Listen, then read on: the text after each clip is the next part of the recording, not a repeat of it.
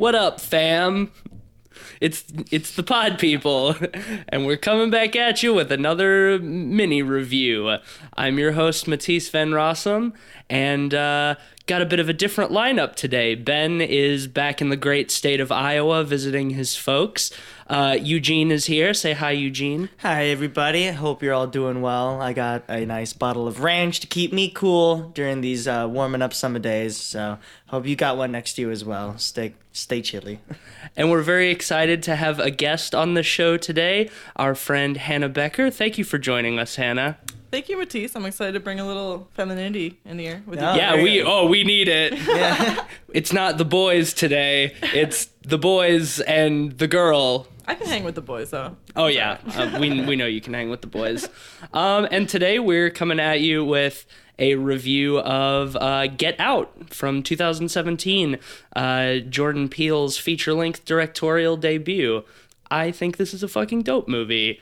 I have not seen it since Eugene and I went to see it in theaters when it came out last year. Which was an experience, to say the least. Not just for the movie itself, but for the audience, which I think we've mentioned many other times, I'm sure, on the show. But really, it bears repeating that it was bad.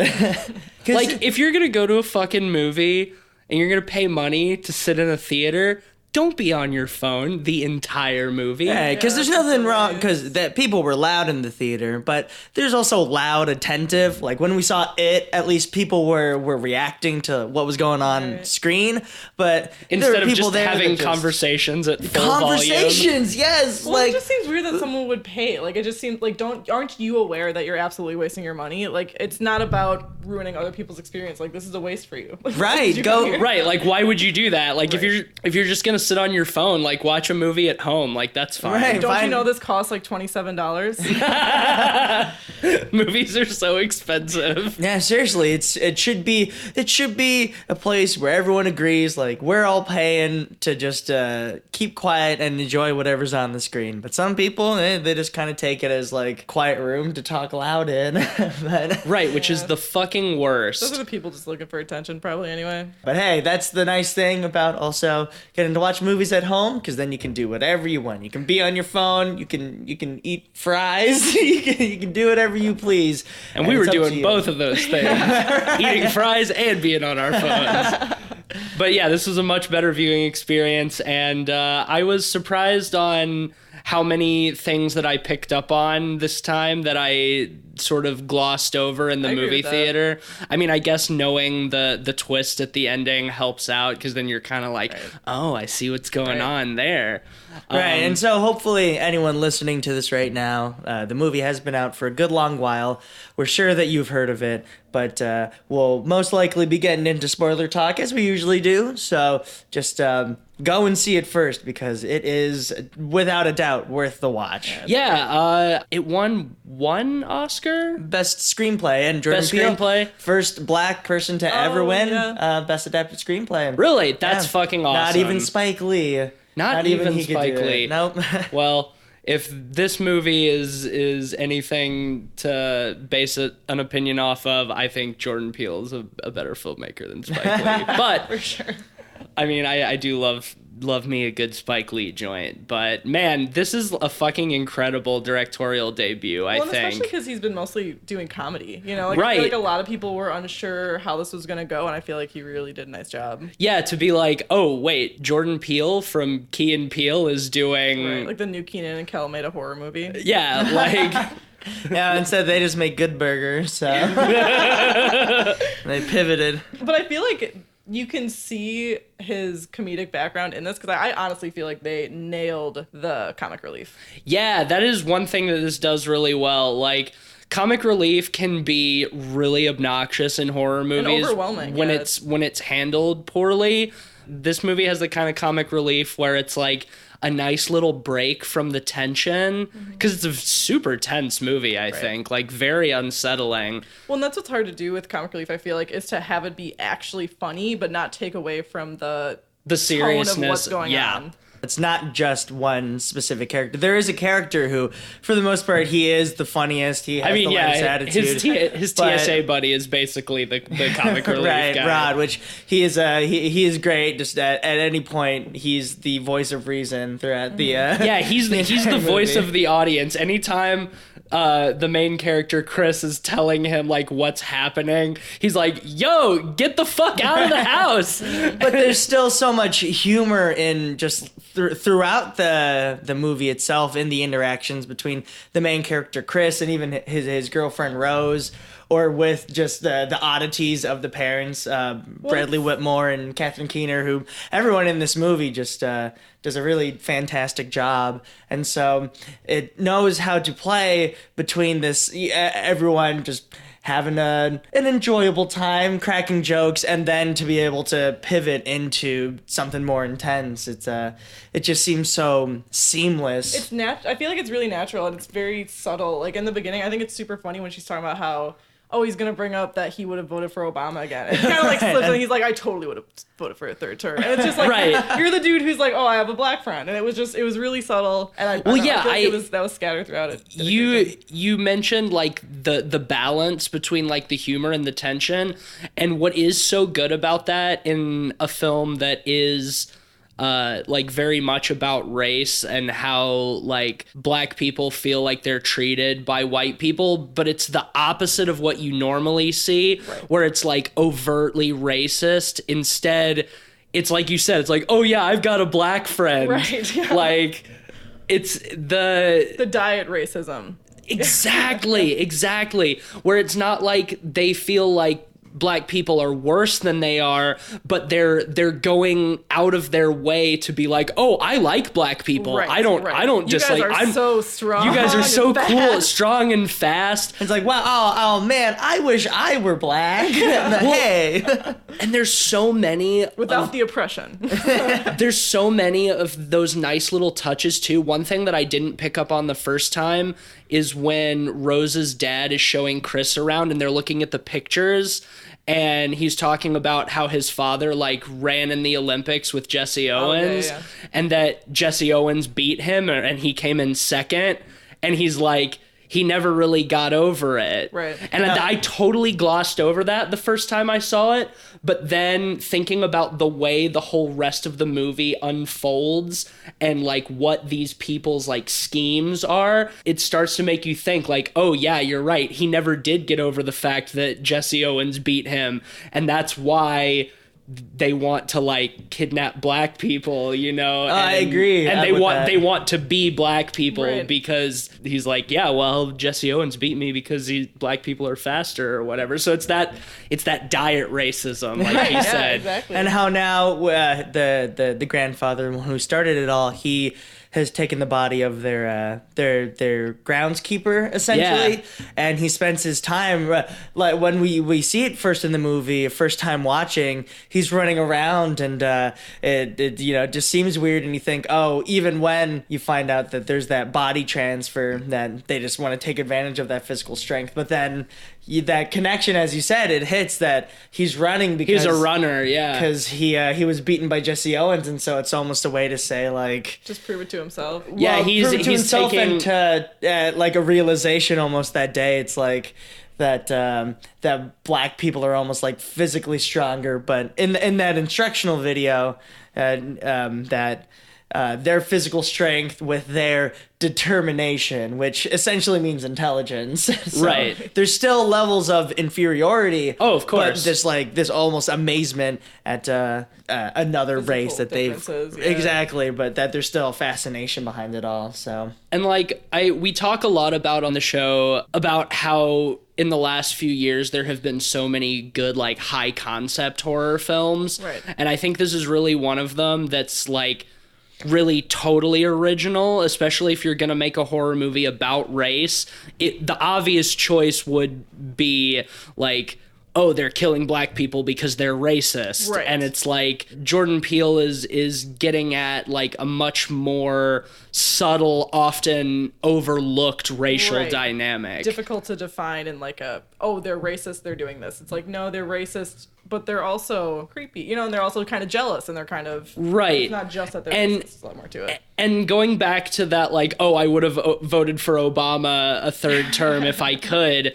There's so much of that stuff at the beginning that's like funny, but at the same time, like also kind of unsettling. Like you're Right. really in Chris's head and like just these really weird bougie white people all around him. It's just like you feel just as uncomfortable. Right, like I think everyone agrees that if I were Chris in this situation, her family would make me feel kind of pretty uncomfortable. Even with the smoking thing, they're constantly like, smoking's absolutely disgusting, right? And it's like, all right. It's like, do you smoke in front of my daughter? Yeah, it's like, oh my God. It's like every dude's worst nightmare Right, going home to meet his girlfriend's parents. And this is like a totally different kind of nightmare where they're like being too nice, like patronizingly nice. Right. Well, see, and then I feel like watching it the second time around, the daughter, Rose, was more annoying to me.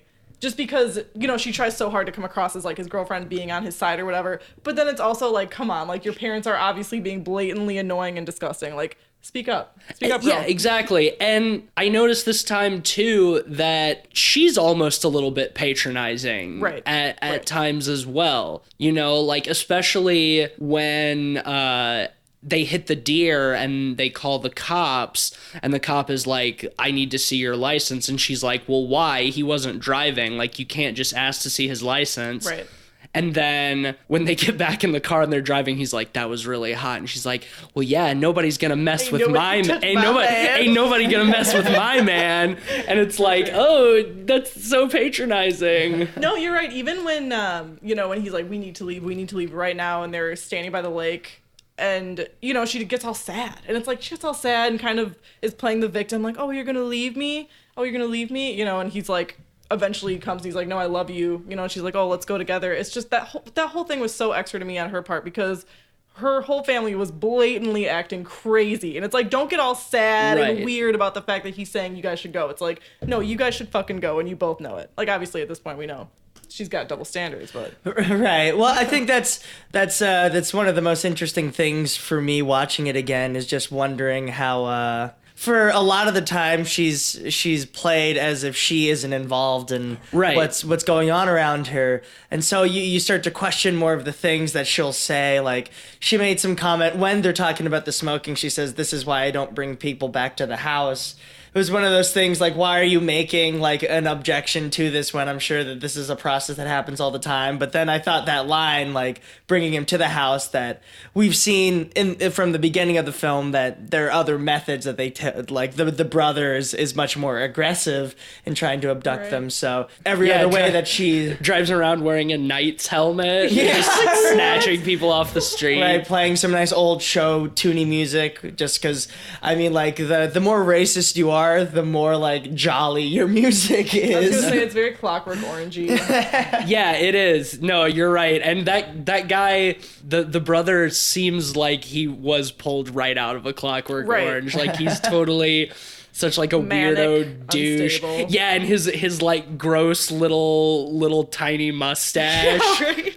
And he's just like such a fucking creepy weirdo. He's got his lacrosse stick even. Like, what is that? I know, and then at the dinner table he tries to like put Chris in like a jujitsu hold or something, and they're like, yo, stop doing this at the fucking What? table, like chill the fuck out. And he just grabs a bottle of wine and walks off. And how when he shows up at the house, he's like, what's up, fam? Yes, those And it's like, this guy's studying to be a traditional doctor? white douchebag. Right. They say that he's studying to be a doctor. I'm like, no way. There's no way. Yeah. I would Too Come unstable. on. I would never let this dude near me. Looks like he's studying to be like a pizza delivery boy or something, more than a doctor. But Studying to be a lacrosse douche. yeah, again, there's that weird thing, like you wonder how much like it seems like some things might be very extra or more overt, then they might, if they are honestly trying to like trick this guy, that they seem to play their hands a lot. But I think it can be taken just as they've been doing this for so long. There's a sort of disconnect where even the people they're taking, it's like they don't really care about what they're feeling. Which is what we see in the when there's that whole giant get together, that everyone's just asking questions about his body, just things that don't really matter to his personality, just objectifying him basically. Well, they're all asking questions about really themselves, you know, because like the art dealer is asking about his eye and photography. There's the woman asking about his sex life, and then there's the man asking about his golf game. You know, like they're all right. They're sizing him up as a piece of meat, and you're wondering like, what the fuck is going on here? And the one guy who's like, black is very fashionable right now. Yeah. It's like, whoa! Which is great because it's, I mean, watching it again, it's like, well, these people are very obviously just looking at him like a piece of meat, or just waiting to purchase him. But I'm sure for Chris, it's just sort of like this is just how weird white people are about race. He's seen stuff like that before. Exactly. It's not that obscure. Like, similar to that. It happens. It's just in this context, there's something much more sinister behind apparently it. The lead actor himself said that he wanted to be a part of this film because he felt like he had been in situations exactly like that, where he's just sort of like leered at by he's by really good too. No, Daniel Kaluuya, I think is. Yeah, I remember he's in like my favorite Black Mirror episode, and he has like this fantastic speech at the end. Where he's on the bike. And 15 million merits. Love that episode. I'm a real big fan of that one, and it's great. That's a good one to know, because now he was recently in Black Panther as well. Yes, he was. I was surprised to see him show up. He doesn't have the biggest part in Black Panther. He doesn't get a whole lot of screen time.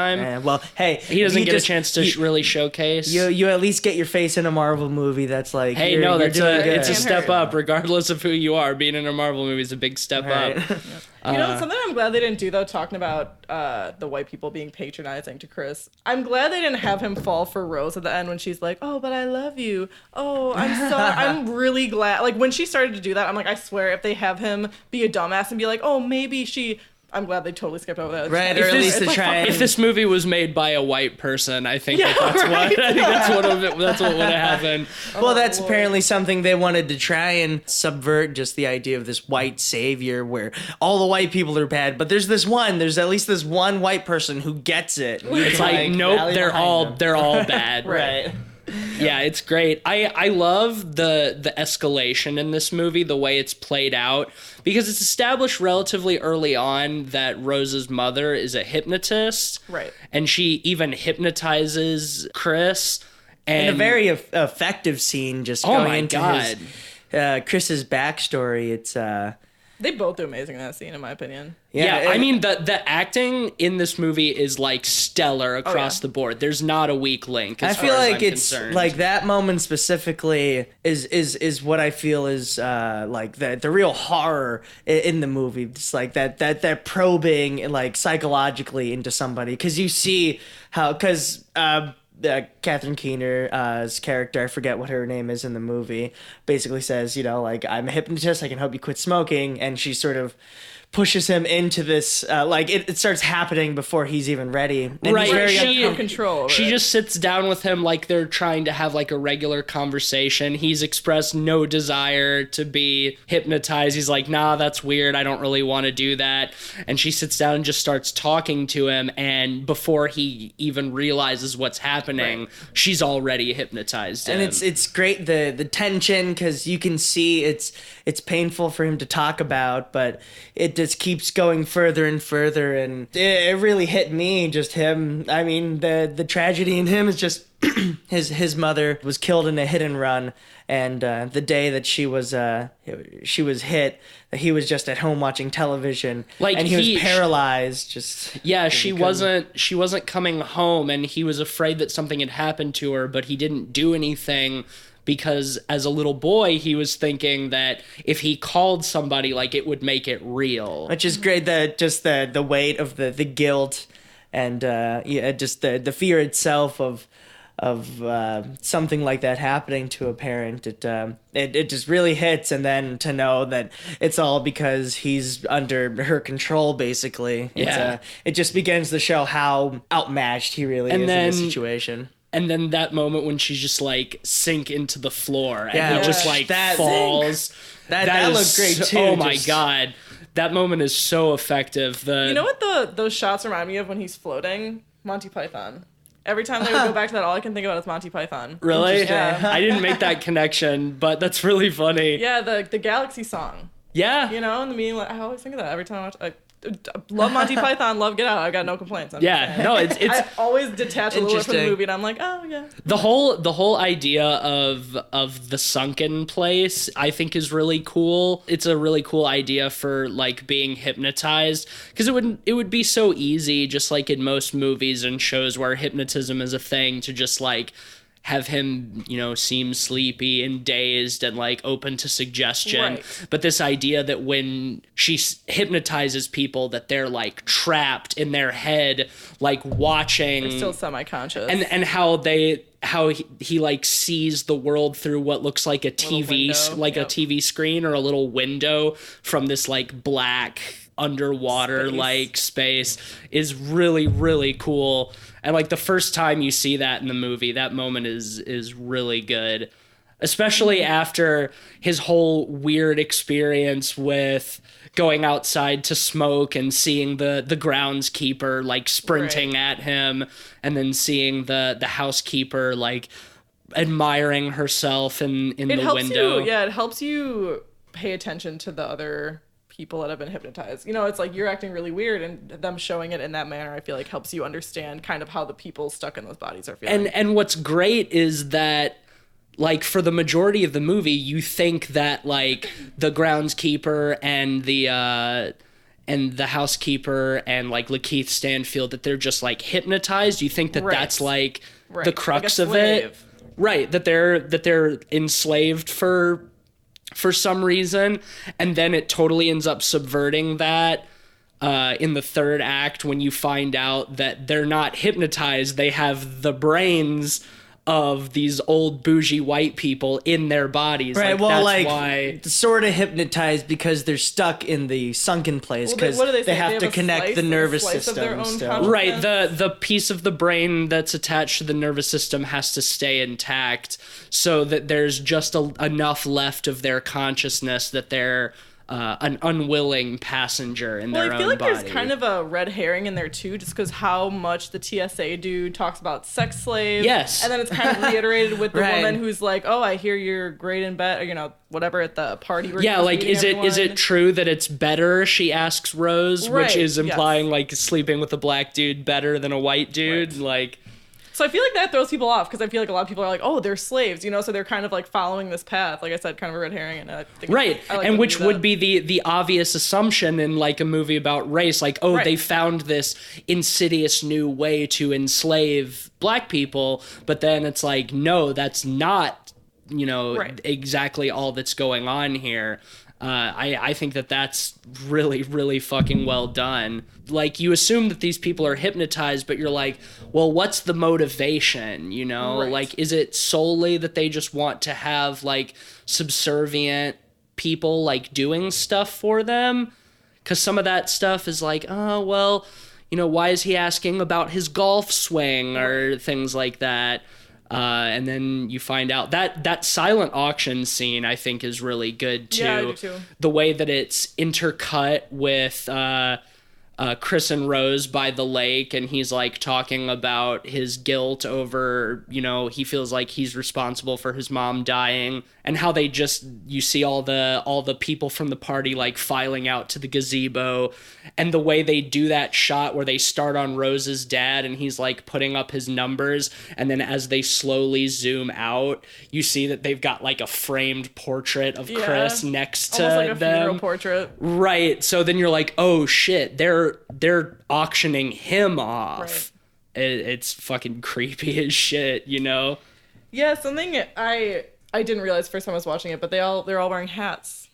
obviously because of Yeah, the right, yeah. scar, but No, all, that's, like all the black people. I mean, obviously Georgina has a wig. She has a wig, which is shown. But, yeah, they that's right. They all have hats to hide the incision on the top of their scalp. I really like, even though he's not a huge part of the movie, I really like Lakeith Stanfield in this. I'm just a big fan of him in general because I really love Atlanta. Yeah, no, he's great in Atlanta, and he seems to be having the most fun out of anyone in the Death Note movie. So I can at least give him credit for that. Yeah, at least it seems like he's trying. No, I think he's a really good actor. I'm right. Just Death Note movie was a whole mess. Oh yeah, that was so that was a shame. sloppy How as did shit. they make all the characters annoying? Right? That was my biggest. I'm like, everyone got really annoying, and I don't remember feeling this way about the characters. Yeah, No, God, that's something for another episode. Yeah, I'm that's sure a we whole could always different talk about thing. that. Fucking Death Note.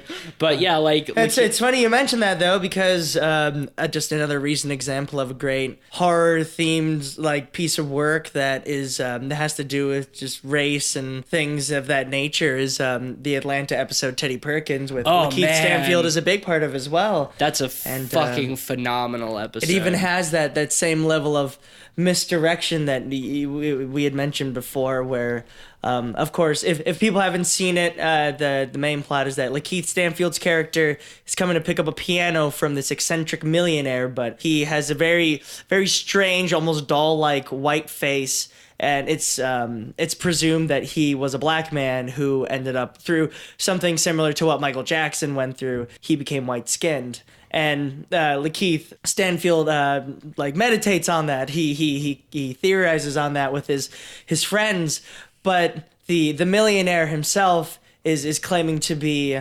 the brother of an eccentric millionaire, while Lakeith Stanfield thinks it actually is the millionaire. And the episode never makes itself clear. That just gives you more to think about and assume, and it's always great to have those people where you feel like they're catching on to it and they're getting it right, but there's still more to be revealed as it happens, and it's just very clever writing. I feel, if when you can do that. If you don't watch Atlanta, you should be. What are you doing? Yes, without a doubt. First season is great. Very funny. Second season is still great, still very funny, but goes into much darker territory and is incredibly successful in that regard. So yes, go check that out too. I honestly haven't seen Atlanta. Holy shit! So Hey. I'm staying pretty quiet over Oh, here. we recommend. Go check it I out. love First it, you season know on Hulu. So it's a great moment, I think, for a lot of for at least black representation in film and television. I mean, we have another movie coming out called Sorry for Bothering You. I mean, it's a comedy, but it's about black telemarketers having to use their white voices, and so I'm sure that will also have a lot to say just in terms Also of that, starring Lakeith Stanfield. Oh yes, he's the main character in that. Yeah, so it's great to know that he is still getting work. He's just very weird, very seems very thoughtful actor too. So yeah, I agree with you. Even in the small role that he does have, it's effective. I just look forward to seeing more movies like this, especially because I think it shows what's a great thing about movies in general is that this kind of stuff has not been seen before, and it just takes a different eye to provide that for an audience. I just saw on the IMDb trivia page for this movie that not only was Jordan Peele the first African American to win an Oscar for Best Original Screenplay, he is also the first African American writer, producer, and director to earn more than $100 million from in a debut film. Wow. Yeah, because From this movie. I mean, this Yeah. was without a doubt this was only made on like a $5 million budget, and it made like almost $250 million. I mean, this was like there were a lot of good movies last year, but this was like hands down my favorite movie from and 2017. kind of came out in like February or something. Yeah, really early in the year. Like it's fucking amazing, and they shot it in something like 23 days too. Oh, like wow. super short Wow, production. I didn't know that. Really? Yeah, low budget. Like Amazing. I mean, it just goes to show, and we've said this Is that why many everyone's times using before. Windows phones? Yeah, maybe everyone has a fucking Windows phone. But it just goes to show, like we've said many times before, like you can make an incredible movie with very little money. Right. Like you don't need a huge budget to make a good movie. And also that if you want to make a horror movie and you can do it on a small budget, then you're going to end up finding yourself in the company of a man named Jason Blum. You're going to end up producing probably a couple movies. Jordan Peele has announced a follow-up to this movie as well already. Not much is known about it besides that it's called Us. Is that a direct follow-up to Get Out? Well, just his follow-up. I don't think that they're related. Oh, yeah, in any sorry. way. I don't Right. believe they're related. No, I don't think so. I don't think so. Yeah, I just saw the all they've released so far is the poster, Right. so I know nothing about it. But Blumhouse must be because they've had successes, but they've all been meandering critically, and so Get Out was a great way, not just for Jordan Peele, but for Blumhouse, I'm sure, to help legitimize them just so much more further. They're already making so much money, but Yeah. they're just gonna keep on doing it. So, But to get back to some specifics, I love how, especially watching this a second time, like knowing the ending, knowing what's going on, how many little clues there are Right. into I liked it more. I what's... enjoyed it more. It was... I think I did too, actually. Like, we already talked about, like, the whole Jesse Owens thing, but what I also noticed, still when they're showing him around the house and they take him into the kitchen, they're like, my mother loved the kitchen, so we try to keep a little piece of her in here. And as soon as they say that, they pan in, and there's Georgina, who we find out at the end has the mother's brain, the grandmother's brain in her body. So it's like we keep a little piece of her in the kitchen, and then there's Georgina. Yeah, that's Stuff great. like that. I also... Well, actually, one specific thing I noticed too is with him. You know how he's always scratching at the arm. The armrest on the chairs. I just wonder if there was any purposeful significance with the cotton. Picking pieces of cotton out of the chair. You're right. But it ends up being what saves him. Right, because he puts them in his ears. And, we were talking about this while we were watching it. I personally can't believe that he took the earplugs out as soon as he could. I would have left them in until I got out of the house. But that's beside the point. No, that's very cool. I also read that the music at the very beginning and the end... that has like the Swahili, right? It's almost like a warning. It translates into brother, run, listen to the elders, listen to the truth, run away, save yourself. Oh, interesting. Yeah, which is I guess something that that's kind of gave me goosebumps. Because when Chris runs into Lakeith Stanfield's character, he can tell something's off, and he tries to get a picture of him. And once that flash hits, that's when we realize, like, I guess something about the flash, like, helps to bring out the person hidden inside. The dormant personality for just a second. And Lakeith Stanfield grabs him and tells him, get out, get the fuck out of here. And you think it's because, like, he's done something to offend him, but no, it's really because... He's trying to help him. He's had that clarity. He's warning him, like, until he loses control again, like, get out of here, like, don't stay. Which is why when Chris says, too, when he was saying that he felt like he knew him because it was a friend trying to warn him almost in a way. Right. Well, someone that he had met him. He ends up the TSA agent. Like, that was that one guy. Yeah, through some weird chain, it's like his friend's sister worked at the movie theater or something like that. He's like, yes, that is who that is. Right. And when he's yelling, screaming, get out, get out, this is something that always, I feel like, is a recurring theme in horror movies where someone needs to get a point across in very little time and they cannot articulate that point. It's like, what, like, ooh, just stop screaming, get out, and say, like they're gonna hypnotize you're you. in danger. Right, like, they're you just need like 3 seconds. Be like, get out, run out of this house. They're gonna kill you. Like, just something, And it just obviously with this, there's a little. I mean it's a movie, Well, also, they're like they've got a tiny bit of consciousness, like if their brain is mostly gone. I feel like that's kind of an understanding in this film. Right, with all the rush, like if there's one thing he can say, it's to say that. Right, like this may be more of a critique on other films that use that in a less.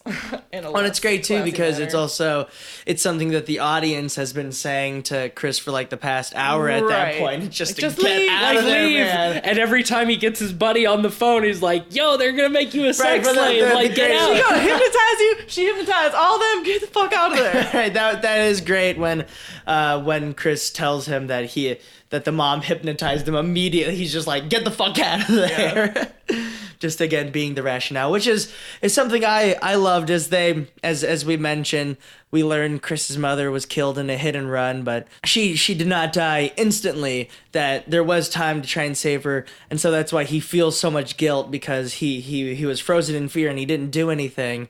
And there's a parallel with that in his friend Rod, who after Chris's phone has died and he hasn't heard from him, he's shown sitting at his TV. He ends up making that decision to start trying to help, and so it shows that he could have just sat and waited, and then waited for it to be real and find out that he had been turned, or that he'd never see him again. He ends up being able to have the courage to just like start diving further. So I thought that was really neat thing that they had going on. Well, I feel like he makes the audience feel better, because so often you're watching a horror movie and everyone in the audience wants to yell like, "Don't go there, shut the door," whatever, and this guy's literally yelling it at the dude. So it's, like he's actually hearing it, which is, well, then comes the frustration that he's still there, but still at least someone in the film is like, "Get the fuck out of there, like what are you doing?" Right. I also, the first time I watched it, I didn't think about the significance of Jordan Peele using Redbone over the opening credits. I was just like, oh, fuck yeah, I love this song. And then when I was listening to it this time we were watching it, it's like the lyrics say like stay woke and don't close your eyes. So it's like also kind of a warning. Who brought up the stay woke thing. It's like, do you realize that at the beginning song when you say stay woke? Well, that beginning intro too is a great progression, because it starts with that old show tuney "Run Rabbit Run," and then it moves into that Swahili the Swahili piece, yeah, and then into Redbone, showing this night like the differences almost in these cultures and what these songs are trying to portray. All with all the same message, kind of. Yeah, that's really cool. Like to be careful. I guess in an interview when Jordan Peele was asked about the sunken place, I have a quote. He says, "The sunken place means we're marginalized. No matter how hard we scream, the system silences us." So that's something that I hadn't really thought about. Like, there's so much to unpack with this movie, but like that's a really fucking cool idea. Like a visual depiction of that in cinema. There's just so many levels to this movie. Like I'm really fucking glad that Jordan Peele won the Oscar for Best Original Screenplay, because he deserved it. He's a fucking phenomenal writer. I don't even remember all of what he was going up against in that category. I don't either. But I know that none of them were as well written as this movie. Well, and I feel like watching it again, I do have a better appreciation for it. I really didn't realize how much subtleties were in there and how much you really can unpack from this movie. It's so much. This is one of those movies that I think gets better on repeat viewings, just because there's too much to see the first time, and especially once you know what the movie's about and you know how it ends and everything that happens, like you start seeing these little breadcrumbs that he's left throughout the movie. Absolutely. Well, and that's just the mark of a great film too. Like for example, I remember watching The Descent, 15 years ago. I love that movie. Well, and I remember being horrified. I watched The Descent and I was like, oh my God, that was so scary. I was like, I haven't been that scared watching a movie in years. So then in 6 months, a year later, we were like, let's watch a scary movie. And I recommend The Descent, and we watch it. And I was just like, God damn it. And it was like, I still appreciate it. I've got no hate for The Descent, but just knowing everything that's going to happen,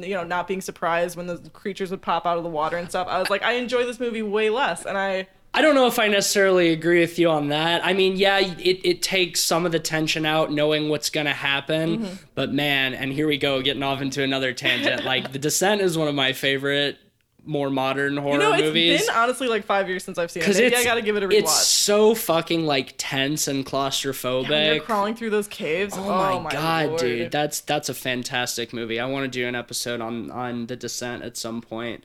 That would be awesome. See, now I really want to rewatch it, because I know you're right. I remember thinking like they do such a great job with making you feel claustrophobic, like you're never gonna get out. That's the mark of any good horror movie, if it can still find ways to be effective even if you've seen it multiple times. For me, something like It Follows, I think hits that mark. Love same. It Follows. I still find it to for a movie to do that, I think it needs to be able to get you in a certain state of mind every time when it starts, and I think That's Get Out another- certainly accomplishes it through its. It Follows is another movie like Get Out where, at least for me, every time I've watched it since the first time, I pick up on more and more and more.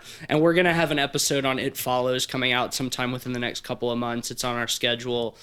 So we'll talk more about Well, that It at Follows that was time. another one too that didn't have a huge budget. No, And super low budget. killed it. Yeah. Love It Follows. Yeah, it's great. It's like when you don't have all of the money in the world, it's almost like it forces you to be creative. Oh, right. Well, also, with so much with horror, when you don't show too much, and there is something to be said about leaving it up to the imagination. You know, Right. like your own brain is probably more fucked up than what I can show you.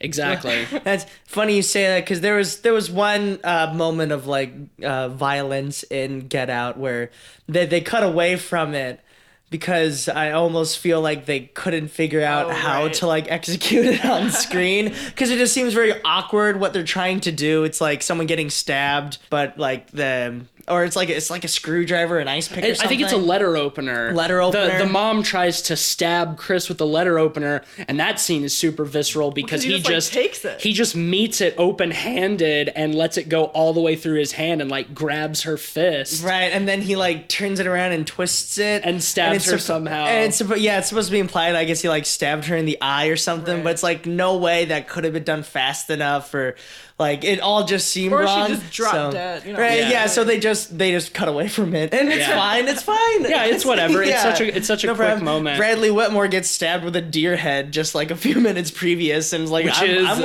remember accept thinking when I that. saw that deer up there, I was like, oh, we should grab that and use that as a weapon. Yeah. Oh, dude, it's so satisfying too. It's not even in Cabin in the Woods, he gets impaled by a unicorn, I believe. So it's I guess it's just something, you know. Oh, yeah. It's his Could've it's a also seen shtick, that you one, know. too. Also a great Yeah, movie. no, that's a Yeah. great movie. I want to go back and talk about the acting for a second too, because like I was saying earlier, I think all of the acting across the board is really phenomenal. The first time I was watching it, I thought for sure the weakest link was the actress who plays Rose.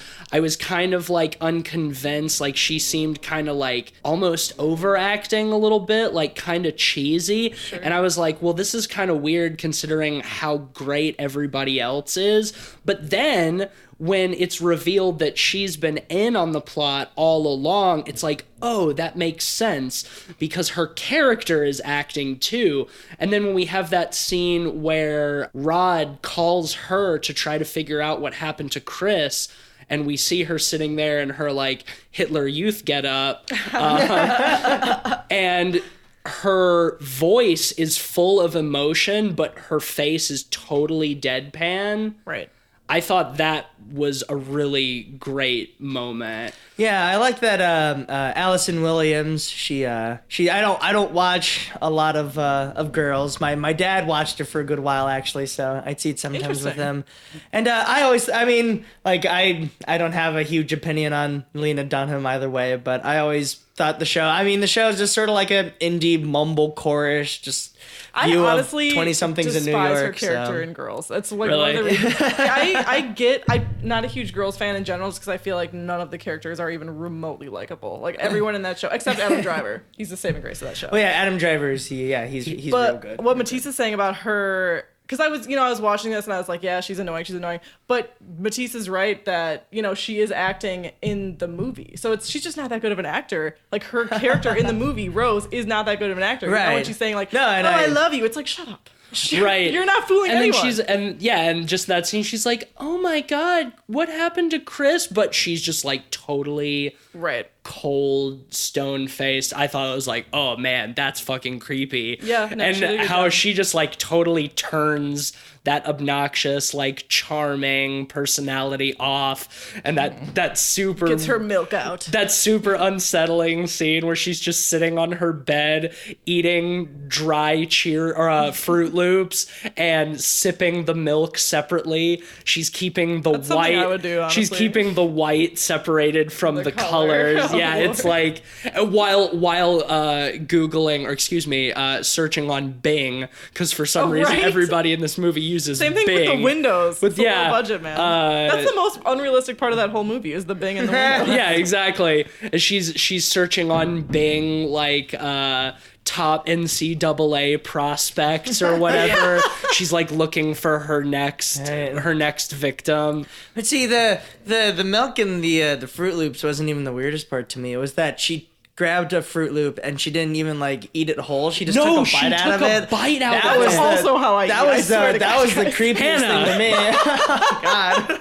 No, I didn't even notice that last time because I was so set on like, what the fuck? She's eating the Fruit Loops and drinking the milk separately. But I noticed that too this time where she takes a single Fruit Loop and she doesn't even put the whole thing in her mouth. She just like takes a bite out of it. Sociopath. I literally do that crazy. with Fruit Loops, with chips. Sociopath. My boyfriend. With chips I get it, but Fruit Loops are so small. Well, like, okay, so I was at a baseball game with my boyfriend and his mom a couple weeks ago, and I was eating sunflower seeds. I also eat those just the kernels. I eat those one at a time. And she was telling me that was kind of psycho. She's like, you seem like kind of a psycho. I was like that. She's like, are you picking out one at a time with your tiny hands? And I was like, yeah. Absolutely. Wow, a tiny hand You're remark. like a raccoon. Oh man. Oh, God. And the ending when she like you were talking about earlier, when she's chasing him with the rifle and the "get him, Grandpa." That's kind of corny. And then because it feels almost like near the end, this is when we get the big reveals. They do a lot of flashbacks, and I think part of it is just like, okay, this is for some of the audience members who might not have been paying close attention. Yeah. So that thing, because she also says grandma when because Chris hits the grandma with the car, and she's like, grandma. And then he, because he doesn't want to just leave her to die like on the road. He brings her in the car because he keeps associating it with his mom, right? So he puts her in the car, which I like. That our main character, his biggest obstacle is that he has like empathy, and so right. At this point also, I'm unsure. Is he totally aware that that's not her? I think so. He knows what's going on. Because he knows that there's also that little bit because he watched left. that little movie. Right. And he knows, he knows that there's still like a little piece of her left. Like when he tells her earlier that like, oh, being around all of these white people makes me really uncomfortable. And that seems to like sort of bring Georgina's personality forward a little bit. Like she like a single tear like rolls down her cheek, really and upset. She's like struggling to keep control. And then when Chris uses his flash to stun the grandpa, and that dude's personality comes out and he shoots Rose in the stomach and then kills himself. Yeah, that moment where Chris crawls over to Rose and she's like, "I love you." Oh, I was gonna be like, God. No, don't fall for that bullshit. And he's almost looking. He's like, yeah, that's nice. Yeah. As he's like wrapping his hands like around her, his eyes, like, okay. around her throat. Yeah, exactly right. Rolling down. He's like, okay. I know that was so satisfying. And she's like, "I love you," and he's just like, slowly like puts his hands around her throat and starts like choking the shit out of her. And then she gets that last little sociopathic moment where she like smiles at him. She's like, "Yeah, choke me, motherfucker." Yeah, like what is that? I don't. Oh, she bothers me. Yeah. No, she's the fuck ends up being the craziest out of all of them. I think. Yeah, with those pictures that she puts up of all of her boyfriends that she had, all of the black men that she has brought home. Right, and just like her hunting trophies, just like putting the deer on the wall. And then there was this question too, though. I was thinking when we were watching it, I wonder how far this goes. Where did all those men go? Because we only see 3 or 4. I was thinking the same thing. Because all of these old white folks are like part of some kind of secret society. It's implied. Like they don't really get into it, but yeah, you would think that there would be more of their victims there if they're using those bodies than just Lakeith Stanfield. Right. I mean, like, I maybe, just sort of assumed it as like the people that are coming there are there just for the auction. So I suppose so. Oh, that right. could sure. that could which be. also makes it wonder, like, Also, why it is would- the woman there with Lakeith Stanfield? Like, does she want to be a dude? Which is fine. I mean, hey, that's cool. You know? I mean, I suppose that also it's probably kind of like a cover that it would be weird to have all of these like oh, sure, 'cause young, they're all like, missing at this point, yeah, too. they're all missing, like all of these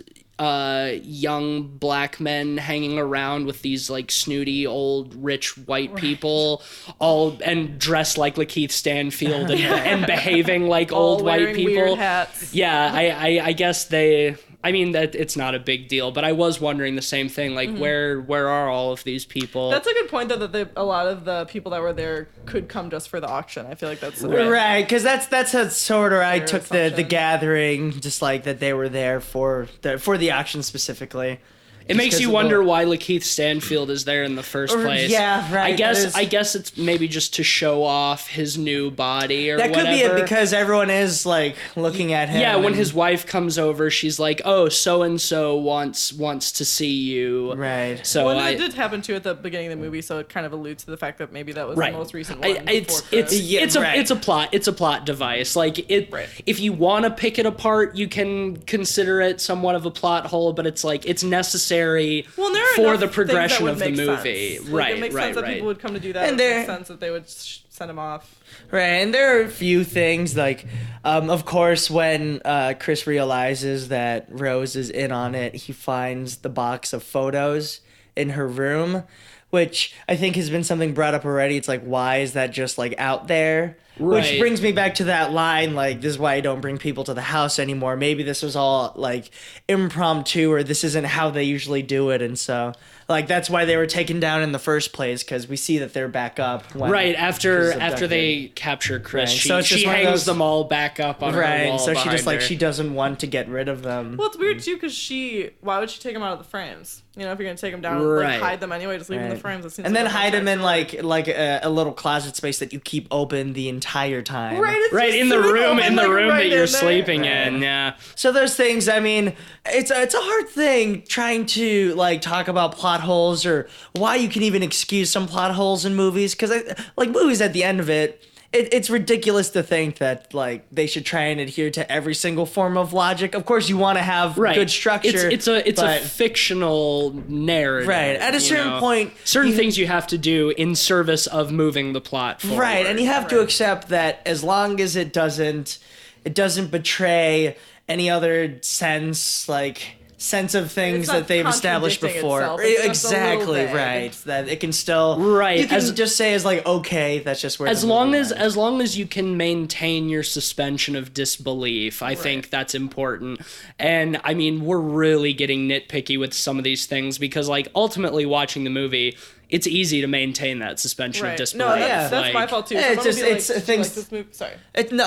It's just things that I've seen other people bring up like Right. about the movie, and so Right. it's just it doesn't really dampen my No, viewing experiences. not for me either. I mean, you can pretty much any movie, like you can find things to pick apart That's what I if was you want to gonna get say. if you want to get really Like nitpicky. people will ask me like, "Oh, did you like this movie?" And I'd be like, "Yeah, I loved it." And then I'll spew into all like the small things. Like they could have done this. This didn't really make sense. Like this was Right. a little vague. People are like, "Oh, I thought it was pretty good." I'm like, "No, I thought it was great as well." I'm just telling you. Every No, see, thought I had while I was do watching this movie. I do the same thing. Like as somebody who like examines movies critically, even if there's a film that I love, it's hard for me to not like pull Notice those things. little things like, oh well, they could have done this better.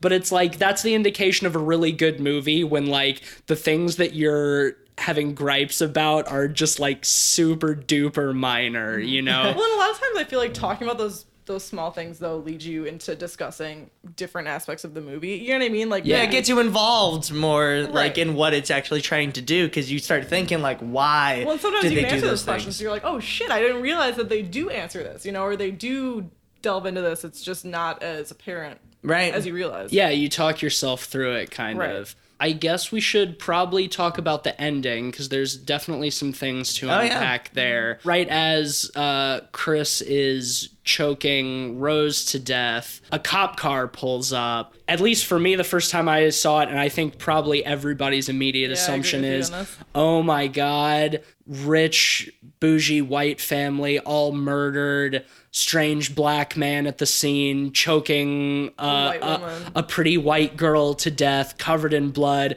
Oh no, like, he's gonna get shot. Like, the cops are gonna shoot him, or at the very least arrest him. And it's like, oh no. And then the door opens and you see that the cop car is airport security, and it's fucking TSA buddy steps out.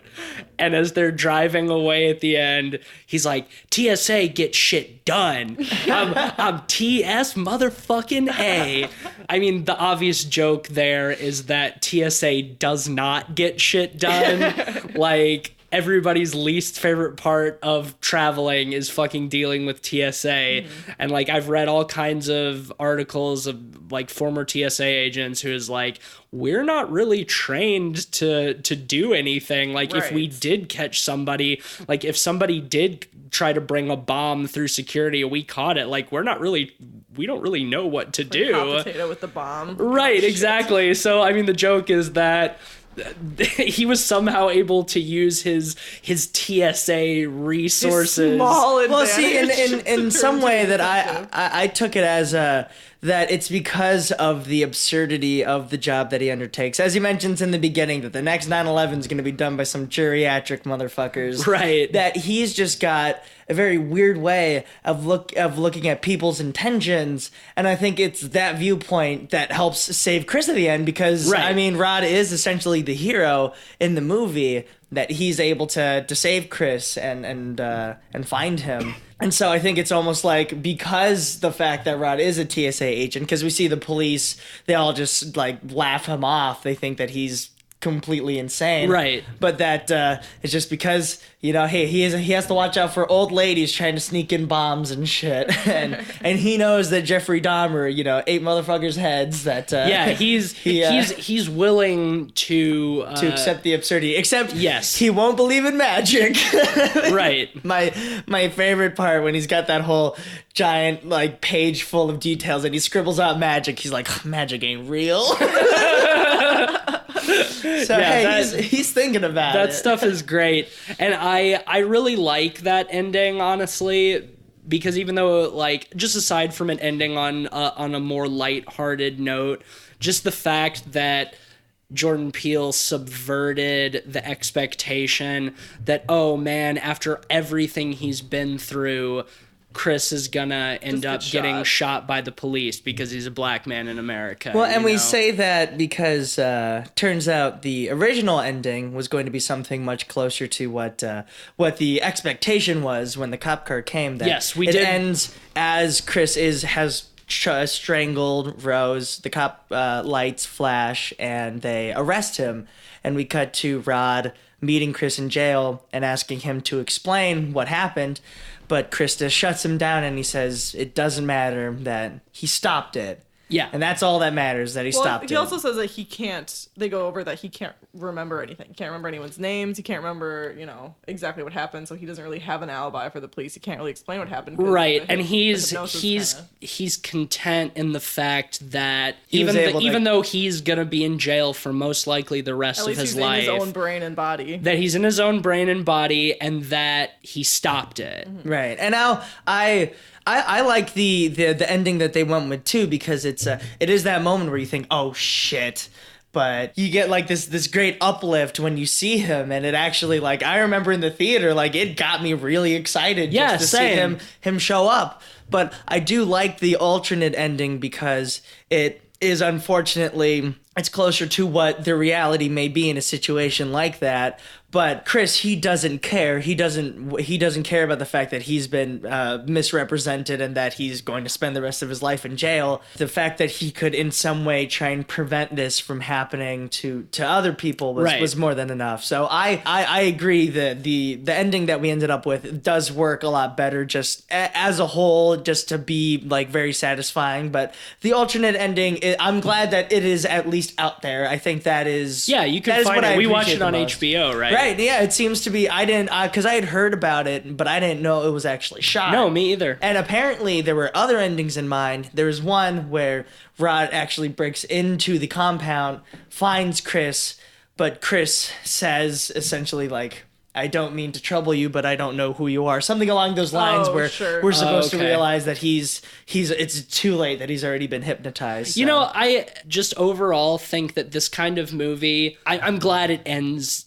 happy, kind of, or at least positive. Yeah, normally I have problems with like lighthearted endings in dark movies, but in this case, especially considering the like socio-political stance that it's taking, it feels right for me to not go with the darker, more realistic ending, to have it end on like a happy note, like, oh man, he survived it. We think for a second that he's about to be screwed, but nope, his buddy came to save him. Right, and we don't need to... Good. It isn't a movie about police injustice. No, it's not. It's not.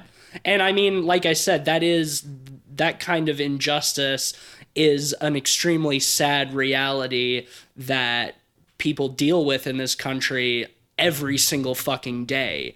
And I almost feel like it would have been kind of a cop-out to end it that way. I agree, because what you're saying with it being more realistic, you know, if he gets blamed on him, he goes to jail. I agree that that's more realistic.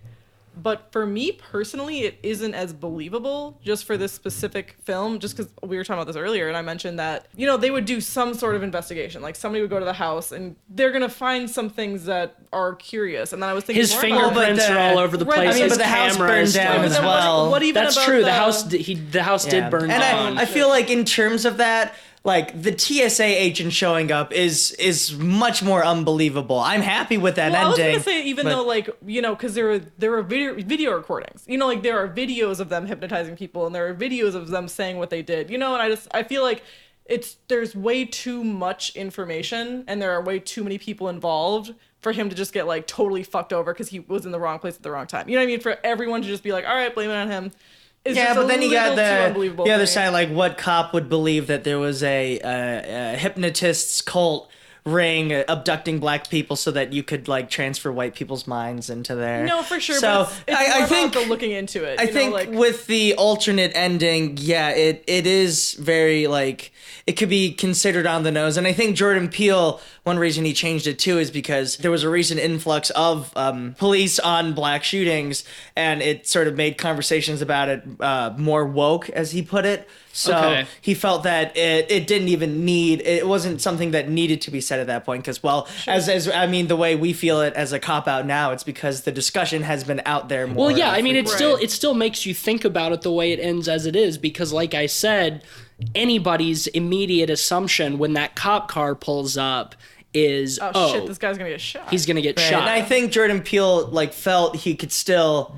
that if he could still give that effect to people, it would be enough to give them that. And that's what I like so much about it, because you do get that subversion where you're expecting the worst and then it actually ends better. And it's kind of like a relief. It's like, oh, thank God it's just Rod. Rod's come to save him, you know? Well, that's what I mean, I feel like, by believable, is that because obviously things happened after. You know, after the TSA dude picked him up, obviously police got involved at some point with someone. Course. But this way, it's just like, they escaped, they went off, like, shit got figured out. But then the other way, it's like, you know, I'm asking myself, oh, he's in jail. Like, didn't they look into the missing people that were there? Didn't they look into, you know what I mean? Stuff like that. And it's... That's what I mean by believable. They just bring up less questions, I feel like, with the ending that they went with. It ties it up neatly, I think, which is nice. Well, shit, do you guys want to go ahead and rate this? Yeah, no. Anything else you guys want to get into? No, I'm fine if we want to just jump into ratings. Yeah. Okay, cool. Yeah, I think we've gone pretty in depth with this. We avoided a lot of like specific plot points, but you know, if you haven't seen this movie, you definitely should. It's really, really smart, extremely well done, phenomenal acting, looks great, the cinematography is great. Shot in my hometown, Fairhope, Alabama, represent, I guess. And yeah, I love this movie. I liked it even more on a second viewing. And I cannot wait to see what Jordan Peele does next, because if this is any indication of quality, I think that he's got an excellent career as a filmmaker ahead of him. I'm going to give this a perfect 5 out of 5. I have very little wrong with this movie. I think it's a pretty perfect film all around. For me, I'm gonna give it a 5 out of 5 as well. It is a movie that that really succeeds in being funny and unsettling. It says a lot, but never feels like it's trying to say anything that it doesn't understand. I mean, that it doesn't become pretentious. That's another thing that I think we should emphasize, is that it's very smart in its commentary, but it's not preachy at all. Absolutely. It's not. I think it's a really good point to bring up. Any movie that has a message runs the risk of being preachy. It's hard. It's a hard. Struggle to. It is. Yeah. And the fact that Jordan Peele can write and direct such a poignant film that has so much to say without feeling like it's trying to shove something down your throat, I think is just more of an indication of his skill and talent. No, it deserved all the praise that it got. It makes me very excited to see what. I wish it had won more Oscars. Like it's. I agree with that, especially just because I feel like it wasn't up against anything. I feel like there were a good amount of. I'm pretty happy with how most of the Oscars went. There wasn't really anything that I was too, in terms of what ended up winning otherwise. I feel like it was a pretty good year for a lot of movies. I mean, if it wasn't Shape of Water, I would have wanted it to be Get Out, but I'm happy Shape of Water won. So this is my feeling on it. So, I like Shape of Water, but I think Get Out deserved it a little more. But that's beside the point. Right, we all know what the Academy is about. Yeah, the Academy's about fish fucking. So that's right. That's right. No, Shape of Water was definitely Oscar bait. But yep, 5 out of 5 for me. Hannah? You guys make me want to give it a 5 out of 5, but I gotta go 4 out of 5. We do half ratings. I would as do well, 4.5 out of 5. Okay. Just because it's. I'm not that now that we're trying to influence your rating, but just so you know how we do things. I was around gonna here. ask actually. It would bounce between 4.5, and it's not that there was anything. I don't have a problem with it at all. I agree with everything you guys are saying. I think that Jordan Peele did an amazing job. The writing, the acting was phenomenal. I agree with all that. I guess it didn't leave me feeling any sort of emotional way. I don't. Sure. It's not stuck in my head. I'm not going to be thinking about it. I just have seen movies that have affected me on a deeper level that I've appreciated more. Sure. And that's really it. I almost don't want to give it a 5 because I feel like this is not going to be Jordan Peele's best work. I feel like what he's going to come out with in the future is going to be a little bit better. I feel like that's he's going to find his flow, and I feel like he's only going to get better. So I don't think that this is going to be his top movie. So 4.5 for you? 4.5 out of 5. All right. Well, that still gives Get Out an extremely strong average rating of 4.8 out of 5 pods. So if that isn't a resounding recommendation from us here on the show, then I don't know what the fuck is. So get out and see Get Out. Absolutely. All right, well, that will bring us to the end of this episode. If you like the show, you can leave us a rating and review on Apple Podcasts or wherever else you listen to your podcasts that allow you to rate. You can follow the show on social media at PodPeoplePod on Facebook and Twitter. We have also updated our Letterboxd page recently. Ben went through and wrote a bunch of little mini reviews for some of our movies and put links to the episodes there. And you can see a whole catalog of every movie we've talked about on the show with the corresponding review. So check that out. That's letterboxd.com, letterboxd.com/podpeoplepod. So check that out. And that website is a great tool for logging and rating and reviewing your films. Matisse turned me onto that website, and I gotta say I have been loving it. It's really dope. As a film fan, it's great. Yeah, you can follow people and read their reviews. It's a great outlet for discussing movies with other people. So yeah, definitely check that out. If you have any recommendations for us, questions, concerns, you can email us at podpeoplepod@gmail.com. Also, we check our social media regularly, so you can hit us up on there. You can follow me personally on Twitter at Mr. Van Awesome if that's your jam. Do you guys have anything that you would like to plug before we sign off? I don't think so. Henry's is back up and running. Hey, if you live in Milwaukee, go to Henry's Tavern on Bellevue. It's great. I'm a little biased because I've worked there for a long time, but great atmosphere.